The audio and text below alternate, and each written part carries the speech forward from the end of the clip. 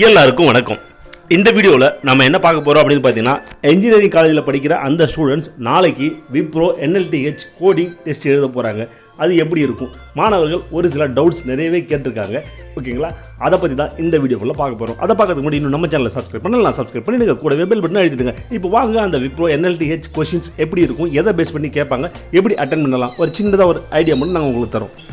விப்ரோ நிறுவனத்தால் கண்டக்ட் பண்ணக்கூடிய இந்த Wipro elite NLTH coding question answer எப்படி இருக்கும்னு பார்த்தீங்கன்னா, ஜென்ரல் ப்ரோக்ராமிங் கொஷின்ஸ் மாதிரி இருக்காது. ஓகேங்களா? கொஞ்சம் டிஃபிகல்ட்டாக தான் இருக்கும். இதுக்கு பேசிக்காக என்னென்ன தெரிஞ்சிருக்கணும் அப்படின்றது ரொம்பவே முக்கியமாகுது. என்னென்னு பார்த்தீங்கன்னா, சி ப்ரோக்ராமிங் தெரிஞ்சிருக்கணும். இது பேசிக். நான் சி ப்ரோக்ராம் தெரிஞ்சால் எனக்கு போருமா, நான் எழுதி கிளியர் பண்ண முடியுமா அப்படின்னு நீங்கள் கேட்கலாம். சி ப்ரோக்ராம்ன்றது பேசிக் நாலேஜ். இதையும் தாண்டி இன்னும் நீங்கள் நிறைய கற்றுக்கணும். அதையும் தான் இந்த வீடியோவில் பார்க்க போகிறோம்.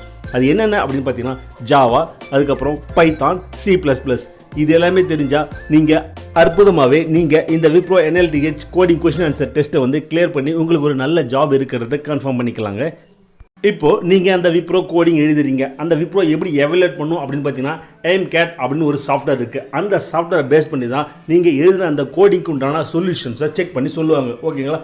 ஒன்ஸ் அந்த AIMCATல நீங்கள் கிளியர் பண்ணிட்டீங்கன்னா உங்கள் பாஸ் பண்ணிட்டு தான் அர்த்தம். அதை உங்களுக்கு இண்டிகேட் பண்ணுவாங்க.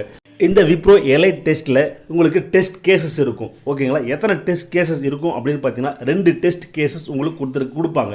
ஓகேங்களா? அது ஒன்று ஃபஸ்ட்டு பார்த்தீங்கன்னா பப்ளிக் டெஸ்ட் கேஸ், அதுக்கப்புறம் ப்ரைவேட் டெஸ்ட் கேஸ். இது 2 கேஸுமே நீங்கள் படிச்சிருந்தீங்கன்னா, இது தாங்க உங்களுக்கு பேசிக்காக இருக்கக்கூடிய அந்த ட்ரிக்கு.